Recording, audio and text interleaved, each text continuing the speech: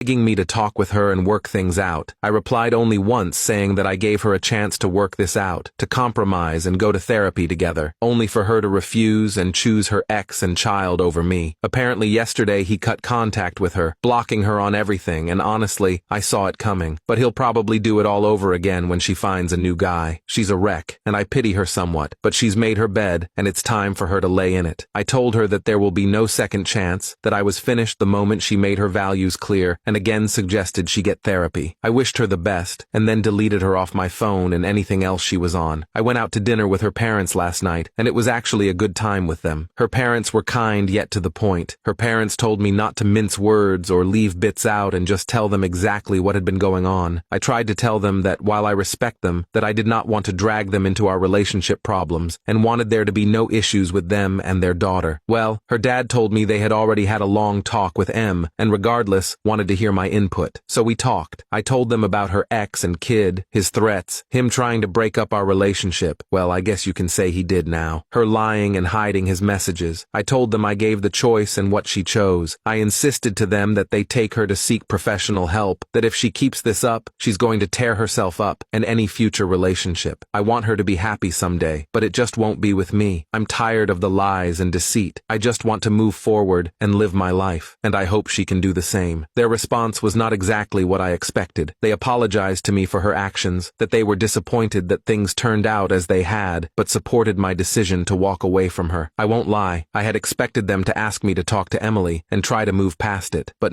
there was not even an inkling to that. Her mom came and gave me a hug, but her dad just seemed dejected. I'd never seen this man look this way, and it felt like a punch to the gut. It hurt seeing him like that, knowing there was nothing I could do. We ended up just sitting there in silence for a minute before he decided to order a round of shots. A round turned into two, and that seemed to help relax everyone as we started chatting about my future plans, their retirement, goals, and hopes. We were out for 3 hours, chatting as if we were just normal people. I had a great time, even while it hurt. We cried a few times. We also laughed, and remembered past times when we'd make a fool out of ourselves. When we were about to part ways, her dad gave me a bone-crushing handshake, and a hug which her mom ended up joining in. This man has never hugged me, so I was really caught by surprise. They told me to take care of myself, eat healthy, don't sink yourself in alcohol, and just focus on getting through the days. They're going to look at options for therapy for M, and recommended that I do the same, which I think I'll do. They handed me a bag with my tools, said they're going to miss me, but wished me the best. I gave them my goodbyes, and we parted ways. I feel like a huge weight has been lifted, both off my chest and my shoulders. I decided I'm taking a break from dating. One day I'll find someone, but that's all in the back of the mind. Update 2. A few months had passed since the split, and life had taken its own course, but then it started. Emily's name would occasionally pop up in random places. A mutual friend mentioning an awkward encounter, or a colleague alluding to a cryptic message they'd received from her. At first, I brushed these off as coincidences, but the frequency and intensity of her actions soon became impossible to ignore. One evening, while relaxing at home, I received a message from a friend who worked at a local security firm. They informed me that Emily had been inquiring about security systems and surveillance equipment, specifically targeting a location not far from where I lived. My heart sank. I couldn't shake the feeling that something sinister was brewing. I decided to reach out to Emily directly, hoping to clear the air and understand her intentions, but my calls and messages went unanswered. Days turned into weeks, and the signs of her obsession grew more disturbing. I began to receive reports from my neighbors about someone frequently lurking around the building. A few times, I even spotted someone watching from across the street, their presence eerily familiar. My concerns mounted when I learned that Emily had been showing up at places I frequented, always keeping her distance, but never quite hiding her intent. The situation escalated further when I received a call from a local moving company. They had been contacted by Emily, who was now actively searching for a new house to move into. Her focus, it seemed, was on making my life as uncomfortable as possible. She had apparently gotten wind of the fact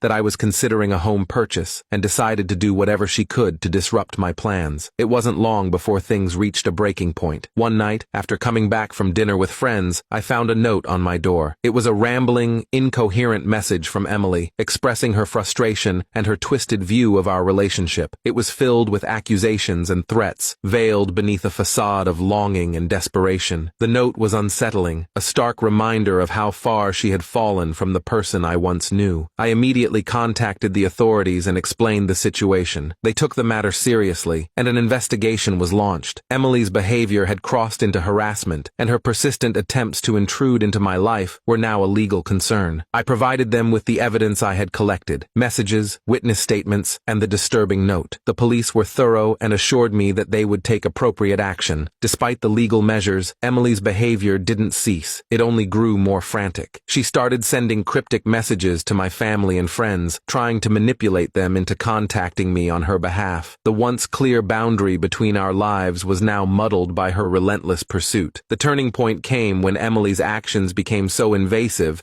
that it prompted a full intervention. The security firm I'd contacted had gathered enough information to present a case against her. She was confronted with the evidence of her stalking and harassment, and it was made clear that she needed to cease all contact immediately or face legal consequences. Faced with the potential of criminal charges and the pressure from her own deteriorating mental state, Emily was forced to make a drastic decision. She chose to move away, abandoning the town where her obsession had begun to unravel her life. Her departure was sudden, and the neighbors who had witnessed her bizarre behavior were relieved to see her go. The moving company that had initially been contacted reported that her new location was far removed from the area, and her name eventually faded from local news and gossip. In the aftermath, I found a renewed sense of peace. The constant fear and anxiety had finally subsided, and I could return to focusing on my own well-being. Though the experience had left a mark, it also reinforced my resolve to protect my personal space and mental health. Emily's journey had become a cautionary tale, a reminder of how fragile trust can be, and the lengths to which some people might go when consumed by unresolved issues. As time went on, I began to rebuild my life, step by step. The scars of the past remained, but they became a part of my story, a chapter that ultimately led to greater self-awareness and resilience. I knew that healing was a process, and I approached it with patience and hope for a brighter future.